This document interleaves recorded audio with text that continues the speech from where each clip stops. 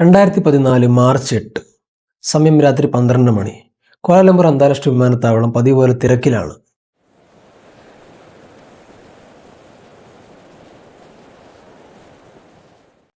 ലോകത്തിലെ ഏറ്റവും സുരക്ഷിതമായ ബോയിങ് 777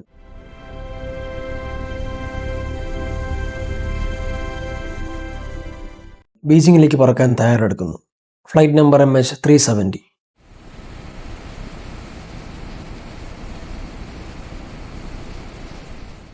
അതിൽ 239 മനുഷ്യരുണ്ടായിരുന്നു. അച്ഛന്മാർ, അമ്മമാർ, കുഞ്ഞുങ്ങൾ, ഹണിമൂൺ ആഘോഷിക്കാൻ പോകുന്ന ദമ്പതികൾ. അവർ ആരും അറിഞ്ഞിരുന്നില്ല തങ്ങൾ ചരിത്രത്തിലെ ഏറ്റവും വലിയ ചോദ്യചിഹ്നമായി മാറാൻ പോവുകയാണെന്ന്. രാത്രി 12:41 വിമാനാകാശത്തേക്ക് ഉയർന്നു. എല്ലാം സാധാരണമായിരുന്നു.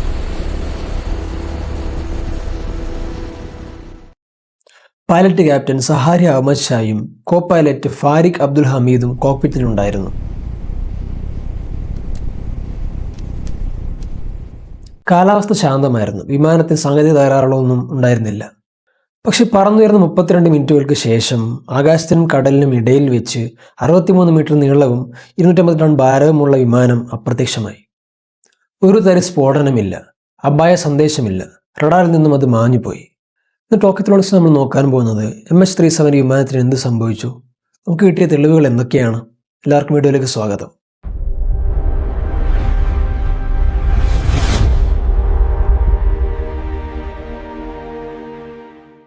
സംഭവം നടന്ന നിമിഷത്തിലേക്ക് നമുക്കൊന്ന് നോക്കാം.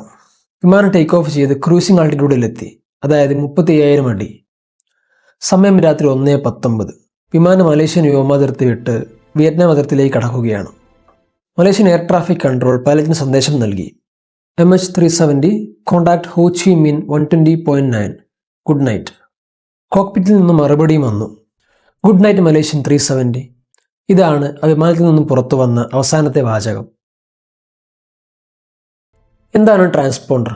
വിമാനം എവിടെയാണ്, അതിൻ്റെ ഉയരം എത്രയാണ് എന്നൊക്കെ ഭൂമിയിലെ റഡാറുകൾക്ക് സിഗ്നൽ നൽകുന്ന ഉപകരണമാണിത്. ഇത് ഓഫാൽ വിമാനം സിവിൽ റഡാറുകൾക്ക് അദൃശ്യമാകും. ഇത് തനിയെ ഓഫാവില്ല. കോക്പിറ്റിലിരിക്കുന്ന ആരെങ്കിലും അത് കൈകൊണ്ട് ഓഫ് ചെയ്യണം. അതിനർത്ഥം എന്താണ്? ആ വിമാനത്തിലുണ്ടായിരുന്ന ഒരാൾക്ക്, അത് പൈലറ്റാകാം, ഹൈജാക്കർമാരാകാം, അവർക്ക് വിമാനം അപ്രത്യക്ഷമാകണമെന്ന് നിർബന്ധമുണ്ടായിരുന്നു. വിമാനം റഡാറിൽ നിന്ന് പോയപ്പോൾ വിയറ്റ്നാം എയർ ട്രാഫിക് കൺട്രോൾ പരിഭ്രാന്തരായി. അവർ വിമാനത്തെ വിളിച്ചു, പക്ഷെ മറുപടിയില്ല. എന്നാൽ ആരും അറിയാത്തൊരു സത്യം മലേഷ്യൻ മിലിറ്ററി റഡാറിൽ പതിഞ്ഞിരുന്നു. MH370 അപ്രത്യക്ഷമായില്ല. അത് തിരികെ പറന്നു. ബീജിംഗിലേക്ക് പോകുന്നതിന് പകരം അത് കുത്തനെടുത്തോട്ടേക്ക് തിരിഞ്ഞ് മലേഷ്യയുടെ മുകളിലൂടെ തന്നെ തിരികെ പറന്നു. ഇത് ഓട്ടോ പൈലറ്റ് ചെയ്യുന്ന പണിയല്ല. വിമാനം പെനാങ് ദ്വീപിന് മുകളിലൂടെ പറന്നു. ക്യാപ്റ്റൻ സഹാരിയുടെ ജന്മനാടാണ് പെനാങ്. അവിടെ വെച്ച് കോക്ക് പൈലറ്റിന്റെ മൊബൈൽ ഫോൺ ഒരു ടവറുമായി കണക്ട് ആയതായ റിപ്പോർട്ടുകളുണ്ട്. പക്ഷെ കോൾ കണക്ട് ആയില്ല. പിന്നീട് വിമാനം മലാക്ക കടലിടുക്കിലൂടെ പറന്ന് ആൻഡമാൻ കടലിലേക്ക് കടന്നു. അവിടെ വെച്ച് അത് വീണ്ടും തിരിഞ്ഞു. ഇത്തവണ ആരും പ്രതീക്ഷിക്കാത്ത ഒരിടത്തേക്ക്. സത്തേൺ ഇന്ത്യൻ ഓഷ്യൻ, ലോകത്തിലെ ഏറ്റവും വിജനമായ, കപ്പലുകൾ പോലും പോകാത്ത ഇരുണ്ട സമുദ്രനഗരത്തിൽ വിമാനം റഡാറിൽ നിന്നും പോയെങ്കിലും അത് പൂർണ്ണമായി മരിച്ചിരുന്നില്ല. വിമാനത്തിലെ എഞ്ചിനുകൾക്ക് ഒരു ഹെൽത്ത് മോണിറ്ററിംഗ് സിസ്റ്റം ഉണ്ട്. ഇത് ഓരോ മണിക്കൂറും ഒരു സാറ്റലൈറ്റിലേക്ക് ഓട്ടോമാറ്റിക്കായി സിഗ്നൽ അയക്കും. ഇതിനെ ഹാൻഡ് ഷേക്ക് അല്ലെങ്കിൽ പിങ് എന്ന് വിളിക്കുന്നു. ഇൻമർസാറ്റ് എന്ന ലണ്ടൻ കമ്പനിയുടെ സാറ്റലൈറ്റിലേക്കാണ് ഈ സിഗ്നൽ വന്നത്. വിമാനം കാണാതായി 7 മണിക്കൂറോളം ഇത് പറക്കുന്നുണ്ടായിരുന്നു എന്ന് ഈ സിഗ്നൽ തെളിയിച്ചു. ഇവിടെയാണ് ശാസ്ത്രം നമുക്ക് വഴി കാണിച്ചത്. ഡോപ്ലർ എഫക്റ്റ് എന്ന തത്വം ഉപയോഗിച്ച് ശാസ്ത്രജ്ഞർ വിമാനത്തിന്റെ റൂട്ട് കണക്കുകൂട്ടി. ഒരു ആംബുലൻസ് അടുത്തു വരുമ്പോഴും അകലെ പോകുമ്പോഴും സൈറൺ ശബ്ദത്തിൽ മാറ്റം വരുന്നത് പോലെ വിമാനം സാറ്റലൈറ്റിൽ നിന്നും അകലുമ്പോൾ സിഗ്നലിന്റെ ഫ്രീക്വൻസിയിൽ മാറ്റം വരും. ഈ കണക്കുകൂട്ടലുകൾ വിരൽ ചൂണ്ടിയത് 7th ആർക്ക് എന്ന സമുദ്ര മേഖലയിലേക്കാണ്. ഇവിടെയാണ് ഏറ്റവും വലിയ ചോദ്യം ഉയരുന്നത്. എന്തിനാണ് വിമാനം ആരും കാണാത്ത സമുദ്രത്തിലേക്ക് പറന്നത്? എല്ലാ സംശയങ്ങളും നീളുന്നത് ക്യാപ്റ്റൻ സഹാരി അഹമ്മദ് ഷായിലേക്കാണ്. അദ്ദേഹം ഒരു സീനിയർ പൈലറ്റാണ്. പക്ഷെ അദ്ദേഹത്തിന്റെ വീട്ടിൽ ഫ്ലൈറ്റ് സിമുലേറ്റർ പരിശോധിച്ചപ്പോൾ FBI ഒരു ഞെട്ടിക്കുന്ന കാര്യം കണ്ടെത്തി. വിമാനം കാണാതാകുന്ന ഒരാഴ്ച മുൻപ് അദ്ദേഹം സിമുലേറ്ററിൽ ഒരു പ്രത്യേക റൂട്ട് പ്രാക്ടീസ് ചെയ്തിരുന്നു. ക്വാലലംപൂരിൽ നിന്നും തുടങ്ങി ഇന്ത്യൻ മഹാസമുദ്രത്തിൽ ഇന്ധനം തീരുന്നത് വരെ പറക്കുന്ന റൂട്ട്. MH370 പോയ അതേ വഴി. ഇതൊരു മാസ് മർഡർ സൂയിസൈഡ് ആണെന്നാണ് പലരും വിശ്വസിക്കുന്നത്. വ്യക്തിപരമായ പ്രശ്നങ്ങൾ കാരണം ക്യാപ്റ്റൻ വിമാനം തട്ടിക്കൊണ്ടുപോയി യാത്രക്കാരെ കൊല്ലാൻ തീരുമാനിച്ചു എന്നാണ് തിയറി. വിമാനം 40,000 അടിക്ക് മുകളിൽ കൊണ്ടുപോയി ക്യാബിൻ ഡീപ്രഷറൈസ് ചെയ്താൽ യാത്രക്കാർ ഓക്സിജൻ കിട്ടാതെ 15 മിനിറ്റിനുള്ളിൽ ബോധം കെടും. ഹൈപ്പോക്സിയ. പൈലറ്റിന് മാത്രം ഓക്സിജൻ മാസ്ക് ഉപയോഗിച്ച് മണിക്കൂറുകളോളം പറക്കാൻ കഴിയും. അതുകൊണ്ട് യാത്രക്കാർ മരിക്കുന്നത് അറിഞ്ഞിട്ടുണ്ടാകില്ല. അവർക്കതിൽ തന്നെ മരിച്ചു കാണും. എല്ലാ തിയറികളും തെറ്റാണെന്ന് പറയാൻ പറ്റില്ല.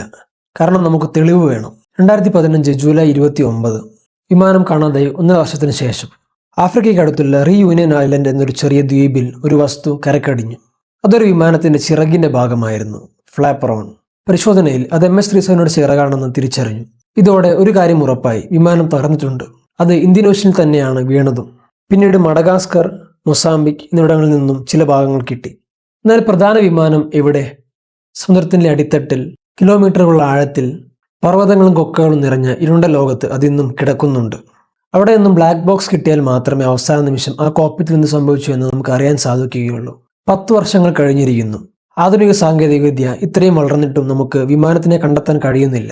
അത് മനുഷ്യരാശിയുടെ പരാജയമാണ്. ഓഷ്യൻ ഇൻഫിനിറ്റി എന്ന കമ്പനി കണ്ടെത്തിയാൽ മാത്രം പണം എന്ന വ്യവസ്ഥയിൽ ഇപ്പോഴും തിരച്ചിൽ നടത്താൻ തയ്യാറാണ്.